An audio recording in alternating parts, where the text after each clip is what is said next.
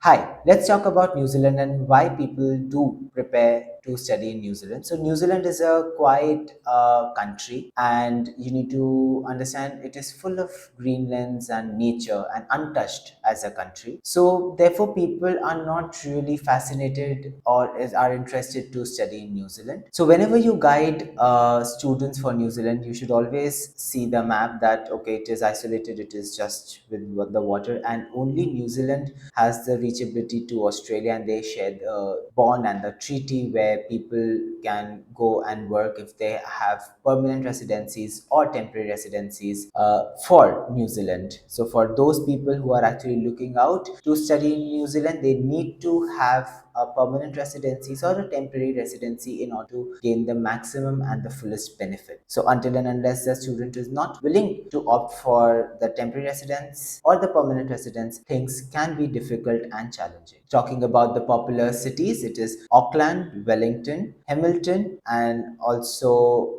to note that Australia has a lot of water bodies between them. Why study in New Zealand? So New Zealand education system was again colonized by Britishers and has the British education system. The education level, the quality of education can be availed in low cost. The environment is quite supportive. The country is hassle free. Small countries with huge development opportunities in various sectors are available. The teaching methodology also has the attributes of personal attention. New Zealand has two top-notch university, which is Auckland University and Auckland Technological University. The cost of living is comparatively low when it compares to other countries. The qualification given by the universities are always accredited and are recognized. The type of degrees in New Zealand are of two types. First is the universities. There are 8 government-funded universities which are providing the undergraduate and the graduate degree programs. And the second is the Institute of Technology and Polytechnics. These are 16 government universities which are actually the institutes, you can say, which do provide vocational degree, which is diploma degree. So they are the not one who gives the degree in terms of, you say, bachelor's or master's. They have associate degree programs. The private tertiary and training establishments were again created by private tertiary and training provider institutions. So these do provide educational services in hospitality, computer studies,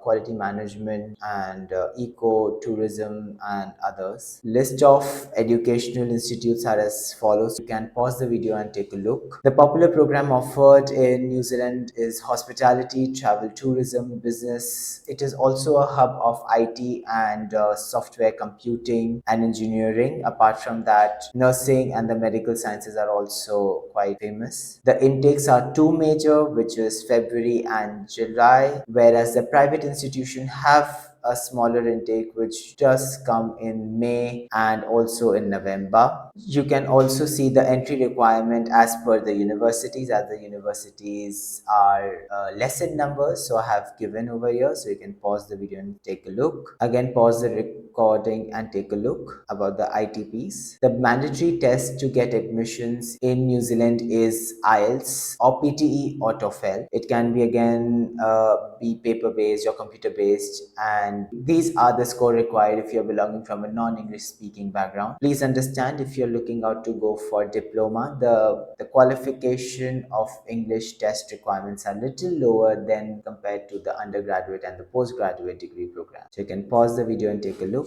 New Zealand application process is quite simple. So you just send us the documentations. We assess the documentation. Depending upon that, we send you the universities which the person can be eligible to apply for. And once you are fine with it, we can put up your applications. The documentation required are as follows. You can pause the video and have a look. With this, we have also given you in additional support file. This is how the workflow of the entire application to visa is shown. So we receive the application is reviewed. Upon that, we complete the assessment and punch the application. Within 1 month of time, or 7 to 30 working days, you get your decisions. Once the student accepts the offer letter, we start arranging for document documents for the visa file. Again, the visas will be filed by us. Upon receiving the approval, which is AIP, approval in principle, upon that you have to transfer the fees to the institution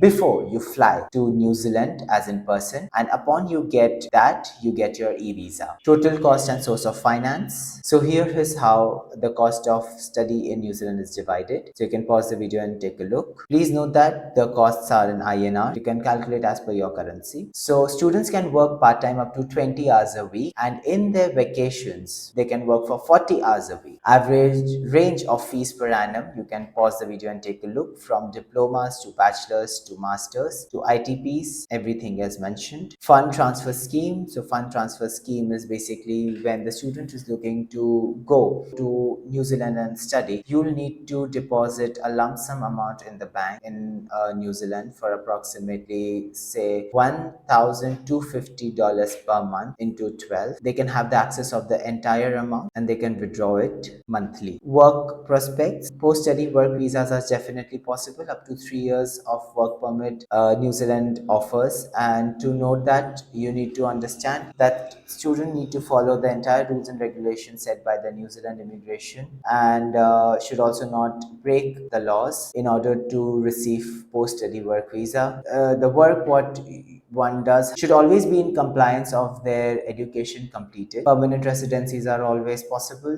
Given up a criteria, you can pause the video and take a look. Thank you.